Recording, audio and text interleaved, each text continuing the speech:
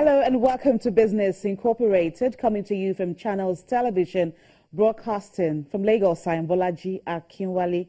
Coming up, OECD says global growth is expected to pick up next year. Lufthansa pilot strike continues, and updates from the commodities markets.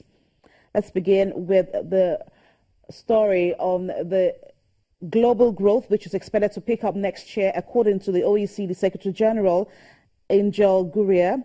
It says that it is backing U.S. President-elect Donald Trump's planned economic policies, saying that they could fire up the U.S. economy and boost global growth. Let me call it like that. Signals that have been issued so far point towards a somewhat expansionary stance. The signals emitted so far point towards a somewhat inflationary stance. And, by the way, they happen to be consistent with what we have been saying for 2 years. Reduction in taxes, but also increase in infrastructure investment. Okay, now, what has that produced?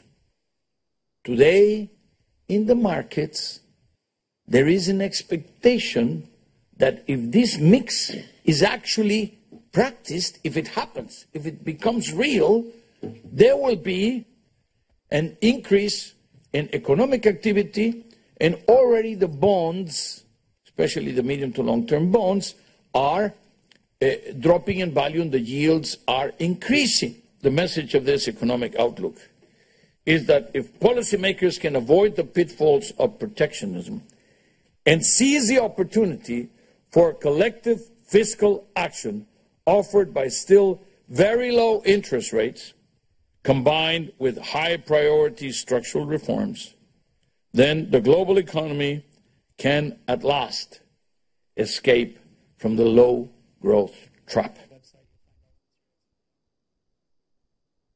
And that was the OECD Secretary General, Angel Gurria, on the state of the global economy.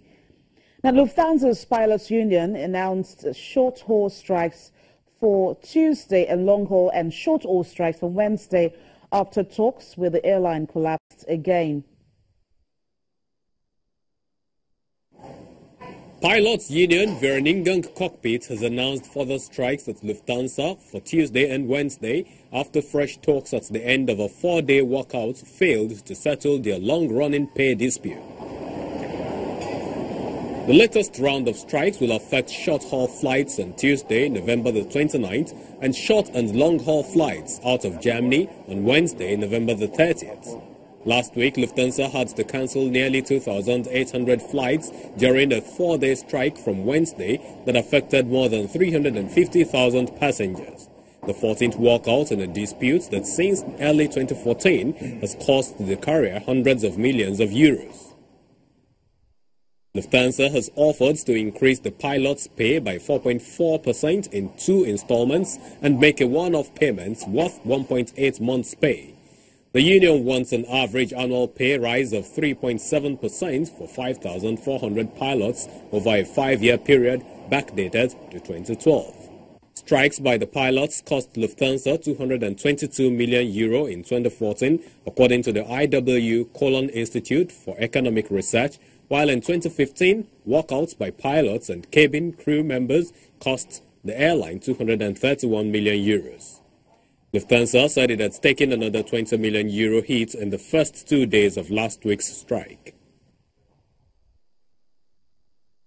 Now let's take you to the global stock market, starting from Asia, where South Korean shares retraced losses late afternoon trade, up as investors reacted to a televised speech by President Park Geun-hye offering to step down through a legal process. Park, who is embroiled in an influence peddling scandal, apologized and said that she would step down from her position in accordance with the law, asking legislators to aid her in handing over power with minimal political unrest. The benchmark Kospi climbed 0.18% following Park's speech after previously falling near 0.2%. The Nikkei 225 in Japan closed down 0.27%, pressured by a slightly stronger yen. Australia's benchmark ASX 200 finished down 0.13%, while Hong Kong's Hang Seng was down 0.19%. Chinese mainland markets were mixed, with the Shanghai Composite closing up 0.19% and the Shenzhen Composite falling 0.7%. And in Europe, trading there was mixed on Tuesday morning as investors focused on talks between OPEC members and the political uncertainty ahead of a key referendum in Italy. Janelle Dumalong is DWTV financial correspondent. She's joining us from the Frankfurt Stock Exchange to give us more insight on how the markets in Europe are doing. Janelle, thank you so much. Now, there are indications that Russian officials have decided not to attend tomorrow's OPEC meeting.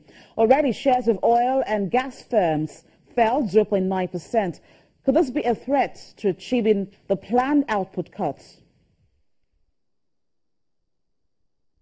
There is definitely some anxiety, especially around here, among the people that I talked to here at the Frankfurt Stock Exchange. Many are not confident that there will be an effective deal or even a deal at all. And remember that this meeting tomorrow, it's actually meant to discuss the mechanics of a production rollback, so meaning country production quotas, who cuts how much and when. But it's precisely in that discussion where we're running into a bit of problems as countries are not able to agree. So Iran and Iraq, for example, are more resistant to the limits that loom above them. Iraq, for example, is saying that it needs oil revenue in order to fight its fight against ISIS. Iran is saying that it needs to recover the market share that it lost as a result of the long period of sanctions. And also, you know very well in your native Nigeria, Nigeria has also asked for an exemption because of the way militants have hurt oil production there as well.